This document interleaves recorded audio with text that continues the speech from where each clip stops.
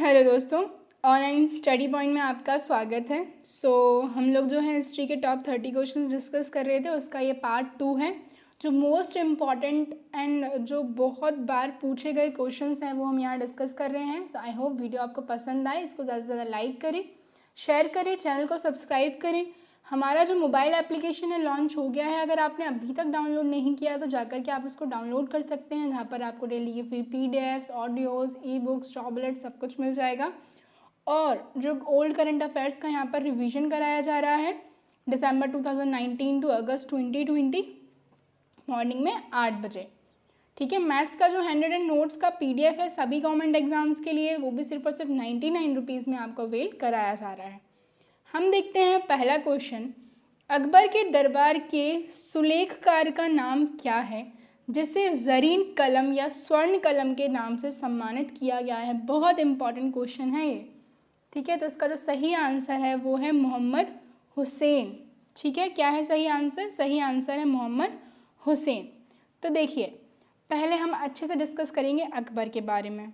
जो अकबर से क्वेश्चन पूछे जाते हैं मैं सारे बता देती हूँ। अकबर का जन्म हुआ था 1542 में, कहाँ हुआ था ये पूछा जाता है तो अमरकोट जो है, अमरकोट के राणा वीरसाल के महल में इनका जन्म हुआ था। बचपन का नाम इनका जलाल था और 1556 में पंजाब के कलानौर में जो है इनका राज्याभिषेक हुआ। ठीक है, और जलालुद्दीन मोहम्मद अकबर बादशाह गाजी के नाम से जो है ये सिंहासन पर बैठे। बैरम खां जो है इनके संरक्षक थे। ठीक है, और अकबर और हेमू के बीच में पानीपत की दूसरी लड़ाई हुई 5 नवंबर 1556 को। ठीक है, इसके बाद हल्दी घाटी का युद्ध पूछा जाता है, 1576 में हुआ था अकबर के बीच में और महाराणा प्रताप के बीच में। इसके बाद अकबर के द्वारा जो जीते गए प्रदेश जिनमें मालवा, चुनार, गोंडवाना, आमेर, मेड़ता, मेवाड़, रणथंभौर, कलिंजर, मारवाड़, जैसलमेर, बीकानेर, गुजरात का बहुत इंपॉर्टेंट है, आगे मैं बताऊंगी क्यों। ठीक है, बिहार, बंगाल, काबुल, कश्मीर कुछ ये थे। इसके अलावा जो दक्षिण भारत के थे वो थे खानदेश, दौलताबाद, अहमदनगर और असीरगढ़। असीरगढ़ जो था अकबर का अंतिम अभियान था। गुजरात की हम बात करें तो जो गुजरात विजय के दौरान ही अकबर ने सर्वप्रथम जो है वह पुर्तगालियों से मिला था और उसने सर्वप्रथम समुद्र भी देखा था। ठीक है, ये बहुत इंपॉर्टेंट चीज़ है जो आपको याद रखनी है। ठीक है, इसके बाद हम चलते हैं कि कुछ महत्वपूर्ण कार्य इन्होंने किए थे। जजिया कर समाप्त किया था 1564 में। ठीक है, इबादत खाने की स्थापना की थी 1575 में और इबादत खाने में सभी धर्म के लोगों को प्रवेश की अनुमति दी थी 1578 में। दीन इलाही की स्थापना की थी इन्होंने 1582 में। ठीक है, और इसके बाद हम बात करें अकबर के दरबार में नवरत्न हुआ करते थे। ये काफ़ी इंपॉर्टेंट क्वेश्चन है जो पूछा जाता है। दहसाला बंदोबस्त शुरू किया गया था। जब्ती प्रणाली जो है इसका इनके शासनकाल में बहुत प्रचलित थी। तो ये कुछ क्वेश्चन हैं जिनमें से एक और इम्पॉर्टेंट, अकबरनामा, अकबर की बायोग्राफी लिखी थी अबुल फजल ने, तो ये काफ़ी पूछा जाता है। ठीक है, आगे बढ़ जाते हैं। निम्नलिखित में से कौन नूरजहां के गुट का सदस्य नहीं था? तो इनमें से नूरजहां के गुट का सदस्य कौन नहीं था? तो सही आंसर है जहांगीर। तो देखिए, जहांगीर जो थे अकबर के बेटे थे। ठीक है, और हम बात करें 1605 में जो है ये है शासक बने थे। तो जो ए जहांगीरी जो थी इनकी आत्मकथा थी जो इन्होंने लिखी थी।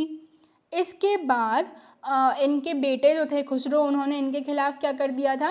रिबेलियन कर दिया था, तो विद्रोह कर दिया था। तो उनका साथ दिया था गुरु अर्जुन देव ने, सिखों के 5वें गुरु। तो जहांगीर के द्वारा सिखों के जो 5वें गुरु थे उनको फांसी दिलवा दी गई थी।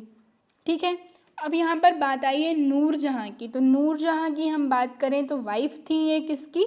जहांगीर की, और इनका जो एक्चुअल नेम था दैट वाज मेहरुन्निसा। ठीक है, मेहरुन्निसा जो था इनका नेम था। सो ये पूछा जाता है एग्ज़ाम्स में, नूरजहां का जहांगीर का कनेक्शन। और जो थी एक हम बात करें नूरजहां का जो गुट था जिसमें उनकी माँ थी, उनके ब्रदर थे, उनके फादर थे। ठीक है, सो ये कुछ आपको याद रखना है। और जहांगीर के 5 पुत्र थे, खुसरो, परवेज़, खुर्रम, शहरयार और जहांदर। ठीक है, और हम बात करें जो एतमाद दौला थे, एतमादुद्दौला जो थे फादर थे नूरजहाँ के, गयास बेग जो है उनका नाम था, तो उनको क्या किया था, जहांगीर ने एतमादुद्दौला की उपाधि दी थी गयास बेग को। ठीक है, और आगे हम बात कर लें जहांगीर के बारे में, तो जहांगीर का जो मकबरा है उसका निर्माण नूरजहाँ ने करवाया था। ठीक है, एतमादुद्दौला का मकबरा भी नूरजहाँ ने बनवाया था।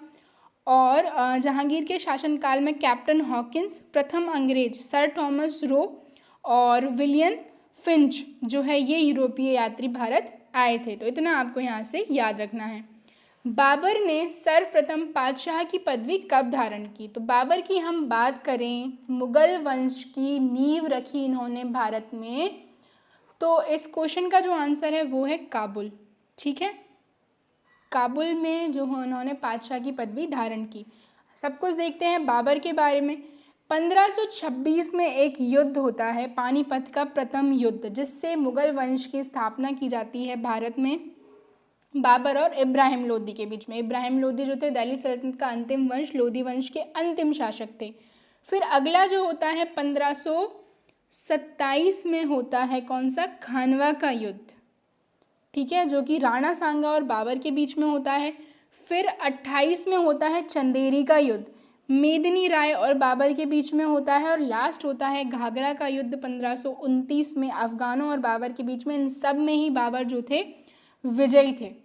ठीक है, खानवा के युद्ध में हम बात करें, अब बाबर ने राणा सांगा के खिलाफ जिहाद का नारा दिया था, ये क्वेश्चन पूछा जाता है।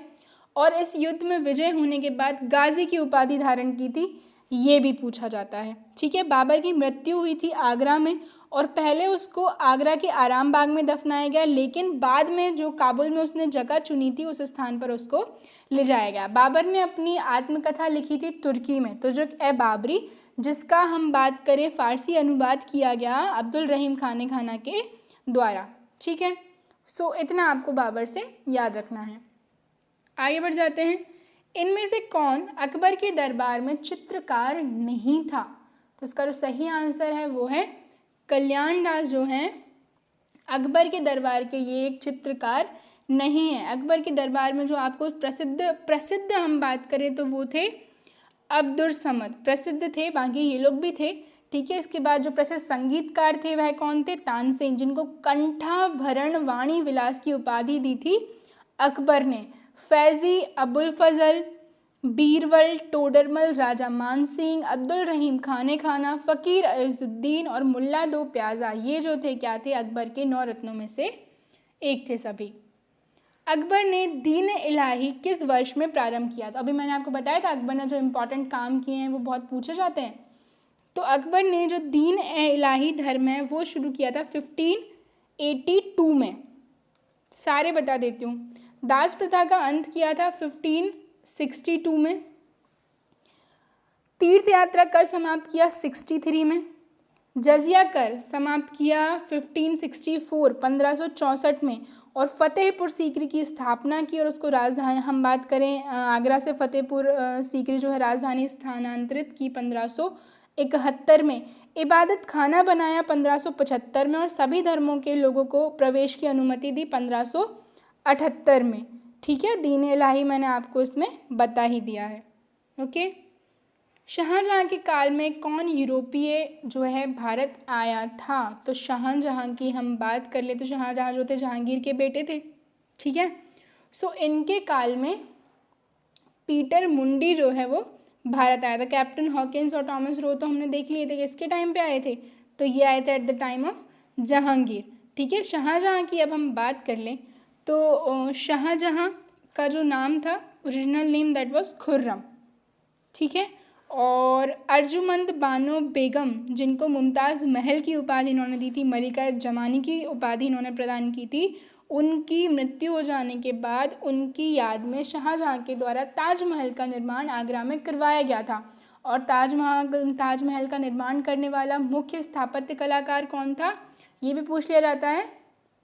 उस्ताद अहमद लाहौरी जो है इसका करेक्ट आंसर है। ठीक है, इसके बाद शाहजहाँ ने दिल्ली का लाल किला, दीवाने आम, दीवाने खास, दिल्ली का जामा मस्जिद, आगरा की मोती मस्जिद, ताजमहल एवं लाहौर का किला, ये कुछ स्थापित किए थे। ठीक है, लंदन में ब्रिटिश ईस्ट इंडिया कंपनी के गठन के समय भारत पर निम्नलिखित में से कौन से बादशाह थे? तो आंसर है इसका अकबर। ठीक है, सो नेक्स्ट क्वेश्चन हम देख लेते हैं। अकबर द्वारा बनवाए गए उपासना भवन यानी कि पूजा गृह जो था उसका क्या नाम था? तो ये हम देख चुके हैं ऑलरेडी, क्या नाम था? इबादत खाना। और इबादत खाने की जो है स्थापना कब की थी अकबर ने? तो 1575 में की थी और 1578 में सभी धर्म के लोगों को उसमें जो है आने की अनुमति दे दी थी। ठीक है, अकबर के शासनकाल में भू राजस्व सुधारों के लिए कौन उत्तरदायी था? तो अकबर के काल में हम बात करें, जो राजा टोडरमल थे, ठीक है, प्रधानमंत्री थे वो उनके, दहशाला बंदोबस्त, जब्ती प्रणाली, कई सारी चीज़ें थी जो इनके द्वारा शुरू की गई थी। ठीक है, सो जो भूमि राजस्व सुधार रहे हैं उनके लिए उत्तरदायी राजा टोडरमल रहे हैं, जो कि अकबर के नवरत्नों में से एक थे। आगे बढ़ जाते हैं। निम्नलिखित में से किस सुल्तान ने निजामुद्दीन औलिया ने हम बात करें भेंट लेने से इनकार कर दिया था? ठीक है, किस सुल्तान से निजामुद्दीन औलिया जो थे उन्होंने भेंट लेने से जो है इनकार कर दिया था? तो आंसर है इसका जलालुद्दीन फिरोज खिलजी। ठीक है, ये जो थे क्या थे? संस्थापक थे। खिलजी वंश की स्थापना कब हुई? 1290 में। ठीक है, 1290 से लेकर 1320 तक रहा है। और सबसे इम्पॉर्टेंट जो रहे हैं, इस एफिशिएंट रूलर रहे हैं इस वंश के, वो कौन रहे हैं? अलाउद्दीन खिलजी। ठीक है, इतना आपको यहाँ से याद रखना है। बीजक के रचयिता की यहाँ पर बात की जा रही है, तो बीजक के जो रचयिता हैं वो कौन है? ये हैं कबीर। ठीक है, कबीर जो हैं क्या हैं? बीजक के रचयिता हैं। आगे बढ़ जाते हैं, नेक्स्ट क्वेश्चन देख लेते हैं। आदि शंकर, जो कि बाद में जिनको क्या शंकराचार्य बोला गया, तो उनका जो जन्म है शंकराचार्य का, वो जन्म कहाँ हुआ था? तो ये हमें बताना है। शंकराचार्य का जन्म तो ये हुआ था केरला में। ठीक है, शंकराचार्य के द्वारा जो चारों मठ हैं उनकी स्थापना भारत में की गई है। ठीक है, नेक्स्ट देखते हैं। कलहण की राज तरंगिणी, जिसे सही अर्थों में पहला ऐतिहासिक ग्रंथ होने का गौरव प्राप्त है, उसे किसने आगे बढ़ाया था? ठीक है, लिखी किसने थी? कलहण ने लिखी थी। तो जोड़राज एवं श्रीवर के द्वारा इसको आगे बढ़ाया गया। नेक्स्ट हम बात करते हैं, अब आ रही है बात विजयनगर। तो विजयनगर के किस शासक ने बीदर के सुल्तान के रूप में महमूद शाह को पुनर्स्थापित करने के उपलक्ष्य में यवन राज स्थापनाचार्य की उपाधि जो है धारण की थी? तो इसका जो सही आंसर है वो है कृष्णदेव राय। तो देखिए, विजयनगर की हम बात कर रहे हैं, स्थापना 1336 में हरिहर एवं बुक्का नामक दो भाइयों के द्वारा की गई थी। यहाँ पर 4 वंशों का जो है शासन रहा है, संगम वंश, सलव वंश, तुलव वंश और अरावीडु वंश। ठीक है, संगम वंश के तो संस्थापक कौन रहे? हरिहर एवं बुक्का रहे। सलव वंश की हम बात करें तो संस्थापक रहे हैं इसके सलव नरसिंह, 1485 में इन्होंने स्थापना की। इसके बाद तुलव वंश आता है, तो वीर नरसिंह के द्वारा 1505 में जो है इसकी स्थापना की गई। और तुलव वंश के ही एक बहुत इंपॉर्टेंट रूलर थे कृष्णदेव राय। ठीक है, बाबर की जो आत्मकथा है बाबर नामा, उसमें जो है इन्होंने अकबर को सर्वाधिक शक्तिशाली शासक बताया है। ठीक है, और कृष्णदेव राय के शासनकाल में पुर्तगाली यात्री डोमिंगो पायस विजयनगर आए थे। ठीक है, और इनके दरबार में जो है तेलुगु साहित्य के 8 सर्वश्रेष्ठ कवि रहते थे, जिन्हें अष्टदिग्गज कहा जाता था। और कृष्णदेव राय ने स्वयं तेलुगु में अमुक्तमाल्याद, संस्कृत में जामवती कल्याणम, इन सब की रचना की थी। ठीक है, और इन्होंने आंध्र भोज, अभिनव भोज, आंध्र प्रतामा आदि जो उपाधि धारण की थी। और तुलव वंश के जो अंतिम शासक थे वह थे सदाशिव राया। ठीक है, नेक्स्ट हम क्वेश्चन देखते हैं। किस सुल्तान ने 24 कसदायक करों के स्थान पर केवल 4 कर लगाए थे? मतलब बाकी के जो छोटे मोटे थे उनको सबको हटा के सिर्फ 4 लगा दिए थे कर। तो आंसर है इसका फिरोज शाह तुगलक। फिरोज शाह तुगलक की अगर हम बात करें, देखिए पहले हम बात करते हैं तुगलक वंश की। तो तुगलक वंश की स्थापना की गई थी 1320 में। किसके द्वारा? गयासुद्दीन तुगलक के द्वारा। सबसे लंबे समय तक जो है ये वंश रहा है। ठीक है, पता ही होगा सभी को। इसके बारे में हम बात करें कि जो फिरोज शाह तुगलक रहे हैं, काफ़ी इम्पॉर्टेंट ये रहे हैं। फिरोज शाह तुगलक इस वंश के एक बहुत इम्पॉर्टेंट रूलर रहे हैं। मोहम्मद बिन तुगलक, ठीक है, जौना खां जो है इनका नाम था। मोहम्मद बिन तुगलक ने दौलताबाद को राजधानी बनाया था। अमीर ए कोही एक कृषि विकास के लिए एक जो हम बात करें विभाग था, उसकी स्थापना इनके द्वारा की गई थी। और इन्हीं के समय में जो है इब्ने बतूता एक मोरक्को से अफ्रीकी यात्री जो है भारत आया था। ठीक है, और हम बात कर लें कि फिर जो रूलर बनते हैं वो कौन बनते हैं, फिरोज शाह तुगलक बनते हैं। ठीक है, इन्होंने 4 कर कौन कौन से लगाए, खराज, खुज्म, जजिया और जकात। और ये पहले रूलर थे जिन्होंने ब्राह्मणों पर भी जजिया कर लगाया था। ठीक है, और उन्होंने नहरों का निर्माण करवाया, हिसार, फिरोज़ाबाद, फतेहाबाद, जौनपुर, फिरोज़पुर, ये सब जो शहर हैं इनकी नगरों की स्थापना की। दीवाने खैरात की स्थापना इनके द्वारा की गई, दीवाने बंदगान की स्थापना इनके द्वारा की गई। उनकी अपनी आत्मकथा थी, दैट वाज फतुआत है फिरोज शाही। ठीक है, सो ये कुछ चीज़ें आपको यहाँ से याद रखनी है। आगे बढ़ जाते हैं। राजशेखर एवं जिन प्रभा सूरी जैसे जैन विद्वानों को किस सुल्तान ने राज के संरक्षण दिया था, तो तुगलक वंश के ही शासक मोहम्मद बिन तुगलक। ठीक है, अच्छे से डिस्कस कर लिया है इनको।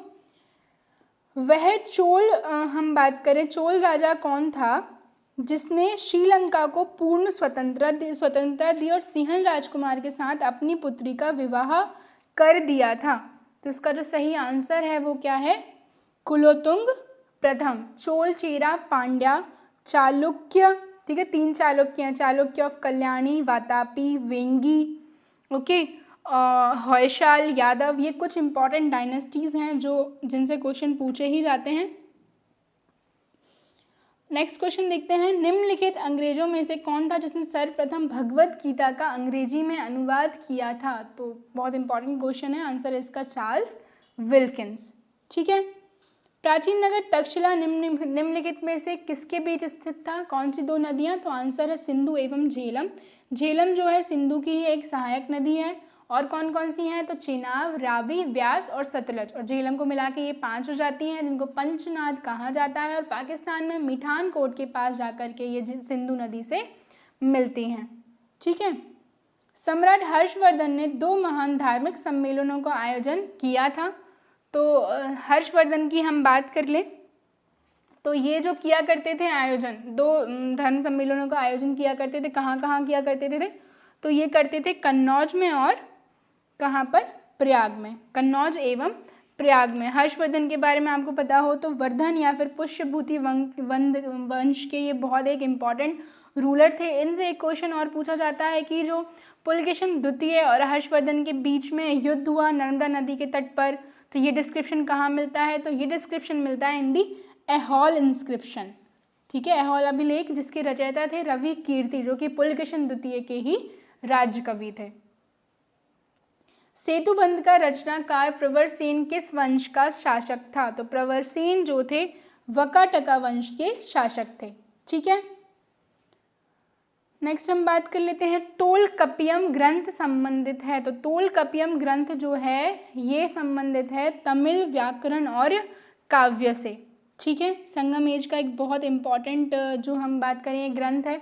चरक और नागार्जुन किसके दरबार के कवि थे? तो मतलब किसके दरबार की शोभा थे? तो आंसर है इसका कनिष्क। कनिष्क जो है कुषाण वंश के एक बहुत इंपॉर्टेंट रूलर थे। ठीक है, और कुषाण वंश के संस्थापक कुजलक अडफिसिस थे। कनिष्क ने 78 AD में शक संवत की शुरुआत की थी। चौथी बौद्ध संगीति की जो है आयोजन किया गया था इनके द्वारा कुंडलवन कश्मीर में। इसी में जो है बौद्ध धर्म 2 भाग में डिवाइड हो गया था, हीनयान और महायान। ओके, और चरक ने जो है रचना की थी चरक संहिता की।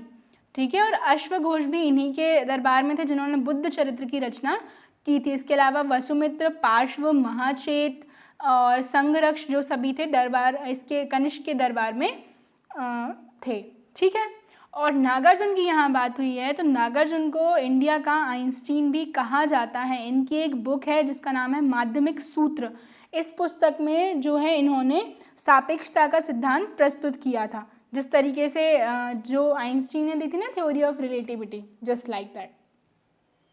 अशोक की जो शिलालेख संगम राज्य के बारे में हमें बताते हैं वो कौन कौन से हैं? तो इसका जो सही आंसर है वो है कौन कौन से? दूसरा और 13वां। ठीक है, दूसरा और 13वां। अब हम बात करें अशोक के बारे में तो अशोक मौर्य वंश के एक बहुत इंपॉर्टेंट रूलर थे। तो यहाँ से पहले हमें बात करनी पड़ेगी मौर्य वंश के बारे में। तो मौर्य वंश के संस्थापक चंद्रगुप्त मौर्य थे, जो 322 ईसा पूर्व BC में जो है मगध की राजगादी पर बैठे थे, ठीक है। और सेल्यूकस निकेटर को इन्होंने हराया था चंद्रगुप्त मौर्य ने 305 में, ठीक है।